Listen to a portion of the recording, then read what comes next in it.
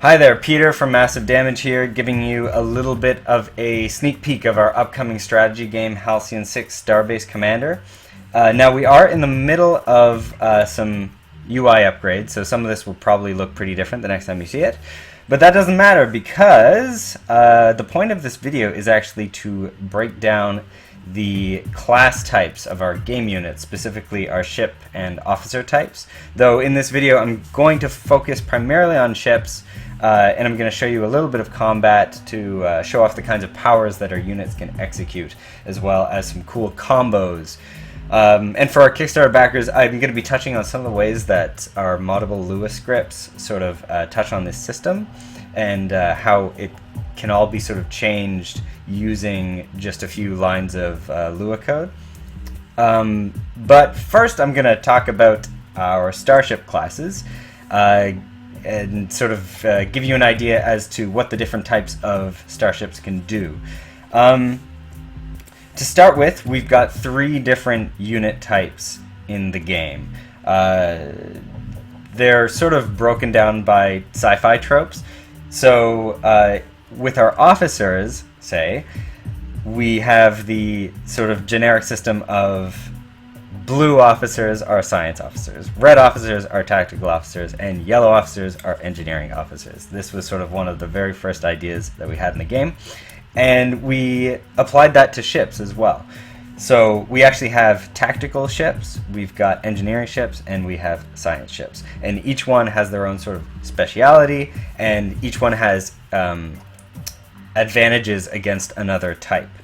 So to illustrate that, I'm actually going to go into a combat. Now this is actually a pretty difficult combat. This is going to be against a lieutenant, which is sort of an early boss monster. But I've got a pretty good fleet here. I should be able to beat him. Now he's actually going to eat this sector right here. So yeah, it turns into this giant gaping hell mouth. Oh, and a guy spawned over here. I'll have to deal with him later. But yeah, I'm just going to go into combat so that I can sort of show you what some of these ship types can do. Okay, so this is a screen that pops up just before combat, gives you sort of a breakdown as to the positions of your ships.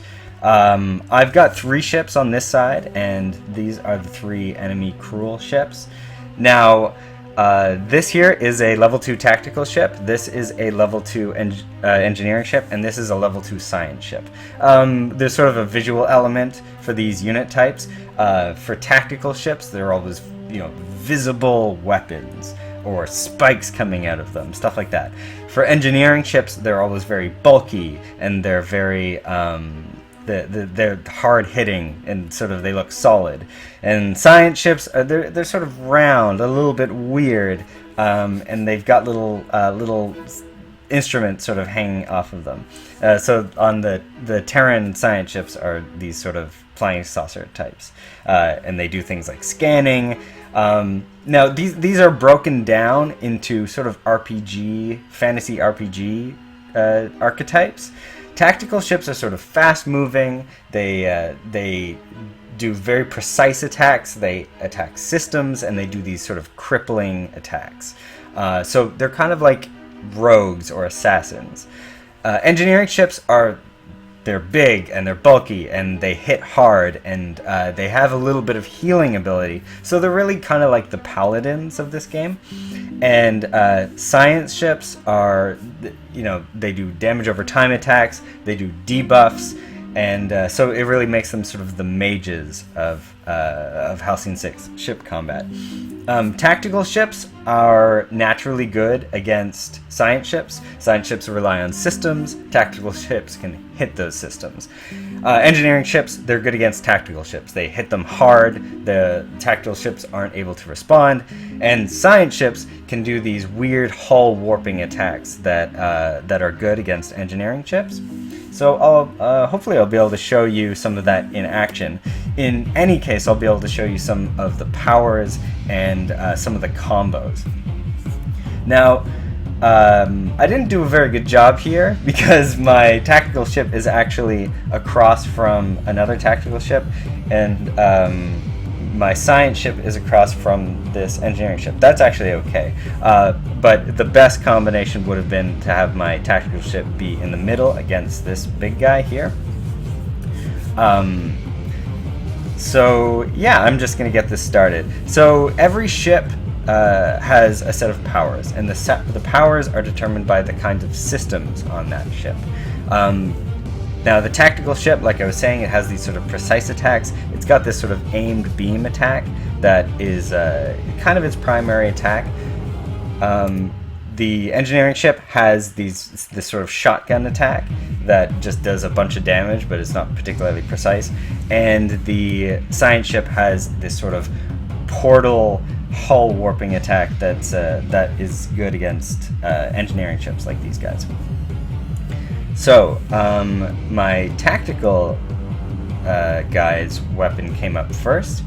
Now you can see here that positioning matters in combat. If you are head-to-head with someone, as in my tactical ship against this guy's little tactical ship, it's easier to hit the targets. So you can see here, these numbers are quite a bit higher than these numbers.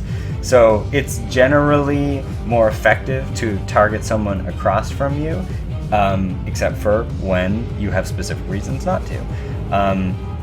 For instance, what I want to do is I want to pull off a combo. Now, a combo are cross-class. They require one ship to set up some kind of effect on an enemy so that another ship of a different type can sort of take advantage of it. So I'm going to try that right now. So yeah, my tactical ship, I shot his engines. What that does is it shuts his engines down for a time. So he cannot do a movement power. He can't, say, switch positions with this guy here because his engines are down. What engines being down allows is for my engineering ship to have to use a very strong attack against him. Specifically, ramming attacks are very good against enemies that have their engines down. So I'm going to try to give that a shot. In the meantime, my science ship is using a sort of warp damage attack against this engineering ship here. It's going to do damage over time. The damage over time effect is very good against engineering ships, not so good against tactical ships, and that's sort of where a lot of this sort of rock, paper, scissors concept is most apparent. So my science ship, I'm just going to do another warp attack because his other abilities haven't cooled down yet. So I'm going to wait for that to happen, and I'm going to select, I'm going to have my tactical ship actually move down. See, these two guys, they just switched position. I'm very scared of this guy. This guy does a ton of damage. So I'm just going to sort of fire at him, and it didn't go particularly well, and I'm going to bring up another flak damage attack. So, okay, so he just crippled my engines. Fair enough. That doesn't mean that these guys can't switch positions, it just means that this guy can't be the one to initiate it. So actually, this guy can move up. So I'm going to do that instead, and I'm going to ready an aimed beam. I was bringing up a movement power, but because this guy crippled my engines, I'm not going to be able to use it. And actually, this guy's doing my job for me. He's an engineering ship. He's trying to get to this tactical ship, basically try to do what I'm trying to do, but he's unwittingly sort of switching positions with this guy, so that's actually going to work out pretty well for me. So as you can see here, this ram attack is powering up. It's almost ready to go. This guy's engines are down, so I'm going to be able to knock him out pretty, considerably. So I did 600 damage, plus there's going to be a damage over time effect, so I more or less killed him with that combo attack. So in the meantime, I'm going to take out these two sort of the little guys accompanying this big, huge ship, so that I can then focus all my power on him. So my science ship just scanned this guy. What that does is it reduces his resistances and it makes him easier to hit. It's very helpful with my tactical ship. So, oh, this guy just intimidated this guy, so he just switched positions. But yeah, the scanning is very helpful. It makes both of these guys' attacks a bit better against this guy, so I'm pretty excited about that. Okay, so I'm just gonna take out this guy's guns, actually, because I don't want him doing too much damage. So his flak guns are down. And then in the meantime, I'm actually going to use this power that improves my tactical ship's aim, because I want to use it on this guy and maybe take down... he has this one very powerful gun that I'm going to want to try to take out before he uses it against me. Okay, so that did a damage combo because, again, his engines are down, so I'm going to finish him off. Okay. That guy's pretty much dead, so now I can focus on the boss guy down here. Yes, okay, perfect. Now I'm going to want to try to use my ram attack again. First I'm going to try to repair. Again, the engineering ship has a healing ability. Again, he's sort of like a paladin, so I'm going to try to heal him up before using his ram attack again, because the ram attack does damage him. Okay, I'm going to move my science ship up. I'm going to heal my engineering ship, and then I'm going to move him down. And that's going to be a fun little effect.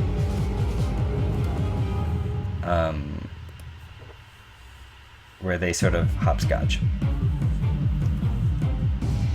Okay, so that's one. Now this guy's in place. He's going to be doing an aimed beam against this guy's Hellfire Cannon, which is one of the more powerful attacks in the game that hopefully he will not successfully pull off. Okay, so Hellfire Cannon, 31% chance of hitting. I've got a scan power coming up. I'm going to wait until the scan power is used. Oh, except that's not going to work for me. Okay, I just took a pile of damage. Fair enough. Thought that was going to be faster. Scan is up now. Successfully scanned. And now I'm going to use the aim beam. I'm actually going to use it against his brood pods because I know that there's a nice little... Yeah. So I just hit his brood pods, and now he has this sort of acid reflux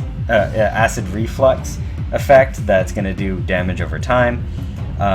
This is a nice thing that tactical ships have, is the ability to hit specific systems on a target, but to take out their powers, and also to tack on these sort of like extra little effects that are sort of, they really add up and help you in the long run.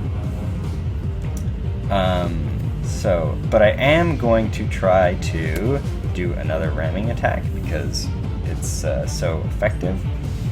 And actually, there's a couple other combo effects that can occur when you successfully use a ramming attack.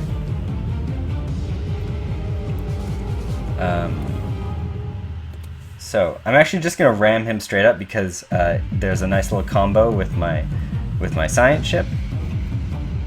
So I'm just going to do that. Okay.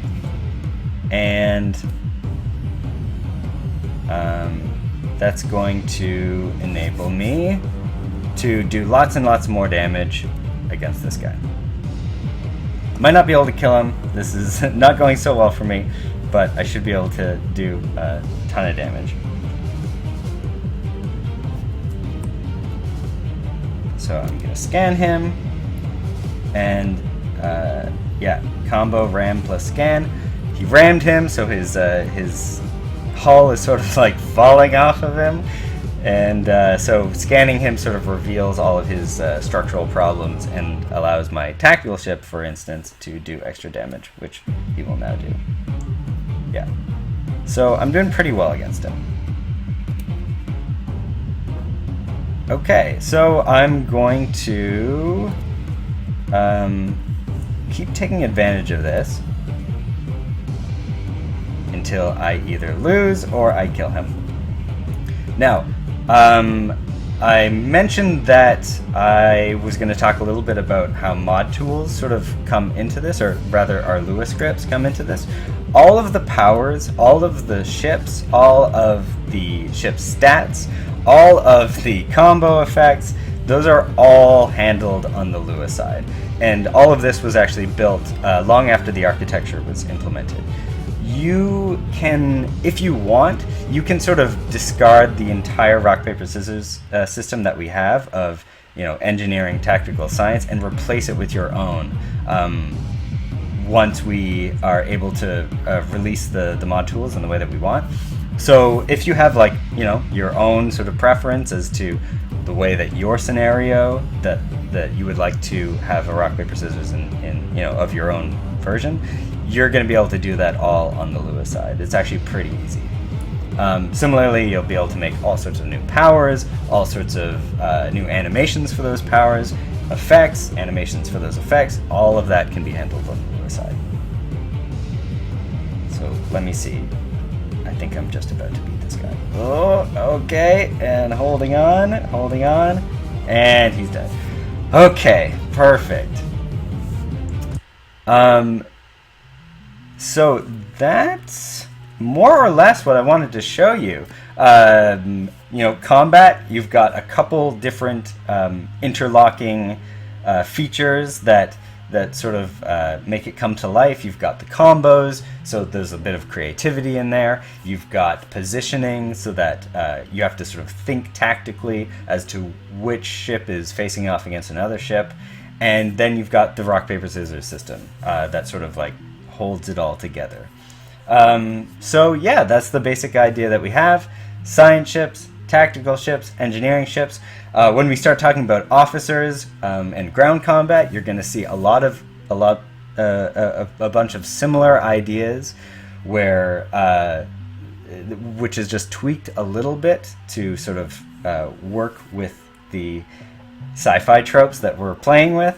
But a lot of it's going to be pretty familiar, because obviously we didn't want to completely wholesale change ground combat and ship combat when you switch between them. We want to, try to keep some of the systems similar. So anyway, that's the video for this week. Hopefully we're going to be able to do a pile more of these feature by feature, and so that we can share all of the hard work that we've done for the last few months. Next time, until then, we'll be in touch soon. Thanks a lot.